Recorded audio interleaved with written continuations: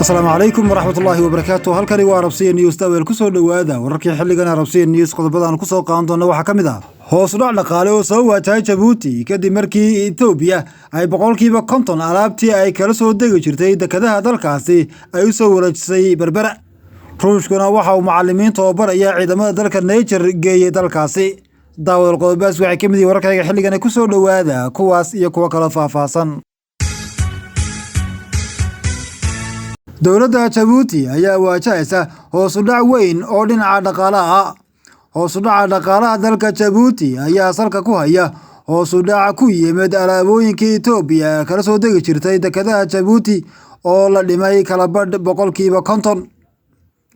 tusaale ahaan xogaha warbaahinta caalamiga baahiyeen ayaa lagu sheegay in wixii ka dambeeyay bishii March ee sanadkan ay dekedaha Djibouti ka soo degi jireen ilaa 62,000 oo container bishiiba. laakiin tiradaas ay hoos u dhacday waxaana bishii March ee la soo dhaafay dekedaha Djibouti laga soo dejiyay 33,000 oo container oo kaliya, taasoo macnaheedu tahay inuu soo dhan yahay boqolkiiba 50. sida warku sheegay maaha oo kaliya inay yaraadeen containerada u socda dalka Ethiopia, hase yeeshee waxaa sidoo kale cabasho ay ka timid ganacsatada dalka Ethiopia. sababtana waxaa lagu sheegay in containerada ka xireysan dekedaha Djibouti gudaheeda ay 18 maalmood qaadato in lagu keeno banaanka dekedahaasi, taasoo ay dheer tahay in 13 maalmood oo kala qaadato in containeradu gaadhaan dalka Ethiopia. waxaa la soo wariyay in dibadhaca la soo gudboonaada alaabooyinka u socda dalka Ethiopia ay culays dhaqaale ku hayeen ganacsatada dalka Ethiopia. labadii bishan Abriil 2024 ayaa dowladda Ethiopia iyo ganacsatada ay xoojiyeen isticmaalka dekeda Berbera, waxaana boqolaal baabuurta waaweyn ay u kala gooshayeen Berbera iyo Addis Ababa iyagoo ku sii hakanaya ama ku sii nasanaya dekeda qallalan ee Diridhaba. Dr. Jamac Musa Jamac oo ka mid ah taliyayaasha wasaaradda arrimaha dibadda ee Somaliland ayaa isagana laga soo xigtay in tirada baabuurta waaweyn ee Ethiopia ee containerada ka qaada dekeda Berbera la filayo inay kor u dhaafaan 1,000 baabuur maalintiiba, taasoo muujinaysa in Ethiopia ay si buuxda u bilaabayso isticmaalkeeda dekeda Berbera.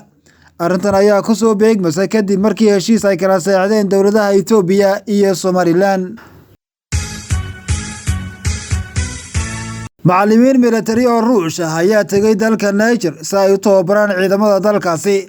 Moscow ayaa xoojinaysa saameynta ay ku leedahay gobolka Saxaraha ee galbeedka Afrika. khubaro military oo yimid caasimadda dalka Niger Niamey Arbacadii ayaa lagu arkay iyagoo qalab kala degaya diyaarad xamuula.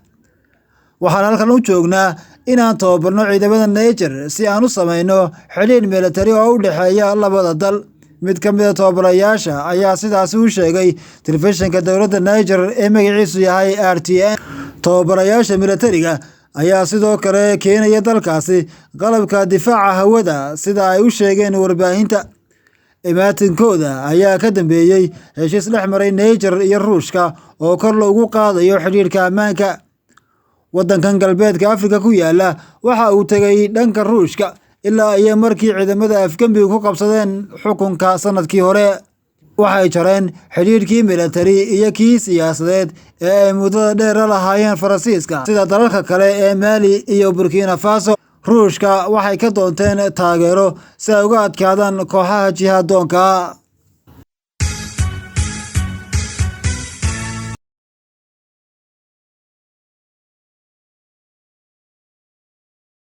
wasiirka arrimaha dibadda ee dalka Australia Penny Wong ayaa tibaaxday in dalkeedu aqoonsanayo dowladnimada Falastiin si loo dardargeliyo dadaalada nabadda. waxay meesha ka saartay in ururka Hamas uu wax door ah ku yeesho dowladda Falastiin ee mustaqbalka. hadalka Penny Wong ayaa waxaa durba ka biyadiiday mucaaradka dalkaasi iyo xiriirka sahnuuniyiinta Australia oo hadalkaasi ku tilmaamay mid laablakaca. dowladda Australia ayaa in muddo ku adkeysanaysay in qaranimada Falastiin ay ku iman karto xal laba geesood ah oo Israa'iil raalli ka tahay oo qura. laakiin faallada Mrs Wong ayaa laga dhansan karayay hadalkii uu horaantii sanadkan jeediyey wasiirka arrimaha dibadda ee UK David Cameron kaasi oo uu ku dur xulay in Britain ay aqoonsan karto dowladnimada Falastiin iyadoo aan lagala tashan Israa'iil. Sidoo kale ra'iisul wasaaraha dalka Spain Pedro Sanchez ayaa Arbacadii xaqiijiyay in xukuumaddiisu ay mar hore bilowday qorshaheeda ku aadan aqoonsiga Falastiin oo uu sheegay inay ku jirto danta Yurub. Dowladda Australia ayaa waayahan dambe walaac ka muujinaysay dagaalka daba dheeraaday ee Gaza, halkaasi oo dhowaan lagu dilay samafalayaal uu ku jiro muwaadin u dhashay dalka Australia. Shaqaalahan gargaarka oo u shaqaynayay urur samafal oo ka shaqeeya quudinta dadka baahan ayaa waxaa duqeyn ku dilay ciidamada Israa'iil, taasi oo aad uga cadhaysay dalalka ay u dhasheen oo ay ku jiraan kuwo si furan u taageersanaa gulufka Israa'iil ku hayso Gaza.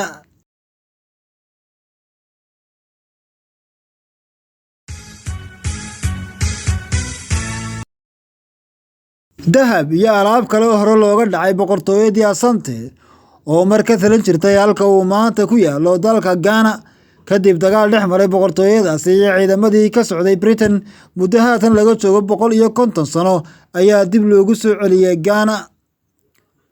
Alaabtan oo ka kooban qalab ka samaysan dahab iyo qalin ayaa muddo badan taalay madxafyada ugu caansan Ingiriiska.